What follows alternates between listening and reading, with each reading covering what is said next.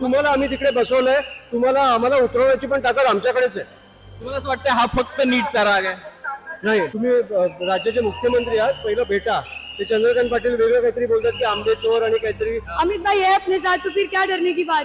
डर नाही लग रहा है? नहीं, डर क्यों लगेगा। अजून पण राजीनामा घेत नाही म्हणजे कसे काय मानसिक निर्लज्ज सरकार झाली आहे. हे आम्ही मारून देणार नाही. प्रत्येक विद्यार्थी किंवा तरुण तरुणीला काढण्याचा ही जबाबदारी आम्ही घेतली आहे. त्यांनी काळजी करू नये. असा राजकीय आरोप करतात की हे तुम्ही पॉलिटिकल ह्याच्यावरती स्वार होत नाही. सर बोललो होतं ही अतिरेकी आहे, ही अतिरेकी आहे.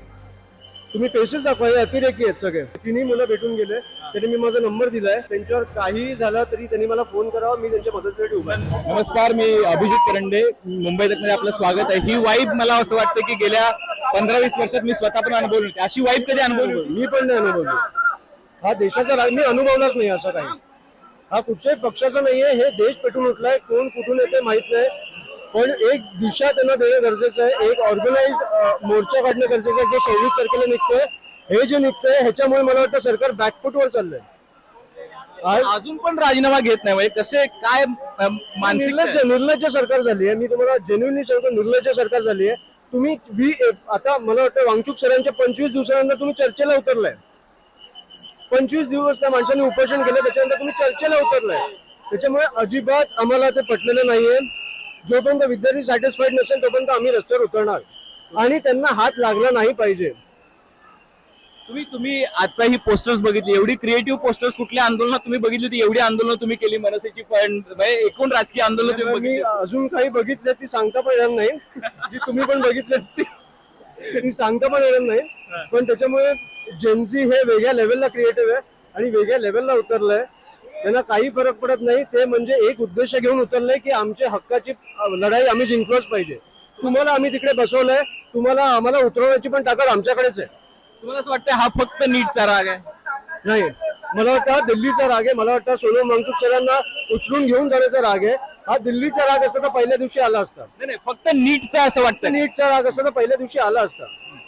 सोनम वांगचूक सरांना ज्या प्रकारे उचलून नेलं, ज्या प्रमाणे आपल्याला ती दडपशाही दिसली आणि त्याच्यानंतरचा जे दिल्लीमध्ये मारहाण झाली, लाट्यांवर तुम्ही काय खेळ टोकून मारलं किंवा जे काय झालं, हा त्याचा राग आहे. हा शांत बसणार नाहीये. आणि जे आम्ही मुंबईमध्ये पण बघतोय की तुम्ही उगाच डिटेन करताय किंवा लाट्या मारताय, हे आम्ही मारून देणार नाही.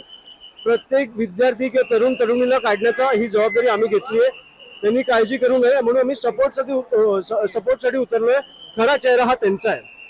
तुम्ही इतक्या वर्षामध्ये एवढ्या आंदोलनामध्ये बघितलं असेल, पण ही जी तरुण मंडळी सगळी झेंडे घेऊन आणि हा सगळा जो उत्साह आहे, म्हणजे मिलेनियल्स घाबरलेत पण जेनझी जे आहेत ते घाबरत नाहीत. हे चित्र पहिलं सगळ्यात महत्वाचं आहे. हो, ऍब्सोल्युटली. का बरं आली आहे तू मोर्चामध्ये? बाइकल हाँ, हिंदी में बात करो. बाइकल बाइकला से क्यों लगा कि आना चाहिए? क्यों, हमको इंसाफ चाहिए क्योंकि ये सब जो हो रहा है ये सब गलत है ना। ये सब नहीं होना चाहिए इधर पे। अमित भाई है अपने साथ तो फिर क्या डरने की बात। डर नहीं लग रहा है? नहीं, डर क्यों लगेगा। अल्लाह है और ये भाई है, और क्या चाहिए।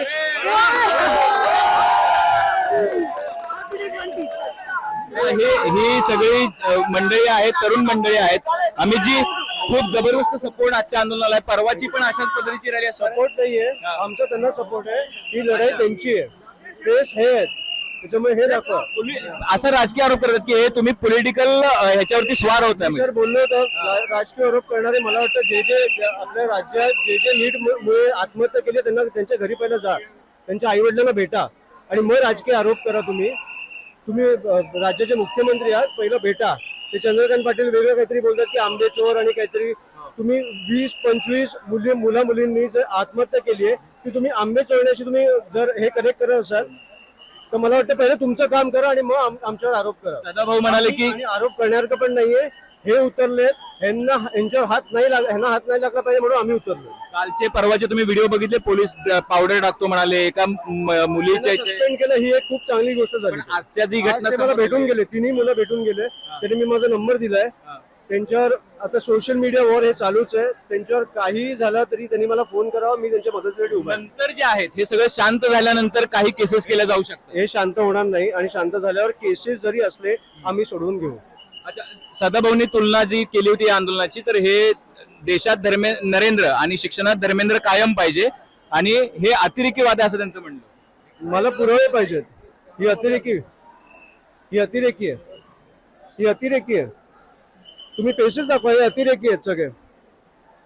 मला वाटतं हे फेसेस दाखवा. मला वाटतं ह्यांच्यावर आम्हाला पुरावे पाहिजेत की ह्या भाऊ बहिणी आमच्या बाजूला उभे आहेत. त्यांना तुम्ही असे लेबल करताय निर्लज्जपणे. मग तुम्हाला प्रश्न विचारायचे नाही. तुम्ही चुकले, तुम्हाला प्रश्न विचारायचे नाही. 20-25 लोकांनी आत्महत्या केली, तुम्हाला प्रश्न विचारायचे नाही. पहिले स्वतः अकाउंटेबिलिटी ठेवा, आन्सरेबल राहा आणि मग आम्हाला विचारा. ठीक आहे, बघा असं आहे की खूप मोठ्या प्रमाणामध्ये गर्दी जमा झालेली आहे आणि फोटोसाठी पण गर्दी आहे आणि एवढ्या मोठ्या प्रमाणामध्ये जेनजीची वाईब जी आहे ती कधीही बघायला मिळालेली नव्हती. अमित ठाकरे होते ज्यांनी सांगितलं की बघा कशा पद्धतीनं हे सगळं आंदोलन चालू आहे आणि आंदोलनाला आमचा पाठिंबा, हे आमचं आंदोलन नाही असं मनसेचं म्हणणं आहे. आणि हीच खरी या आंदोलनाची खरं तर काय म्हणू आपण तर ब्युटी आहे. आणि बघूयात आपण की ह्या आंदोलनाचे नेमके परिणाम शेवटी काय होतात. कॅमेरामन राजू सह अभिजित, मुंबई तक.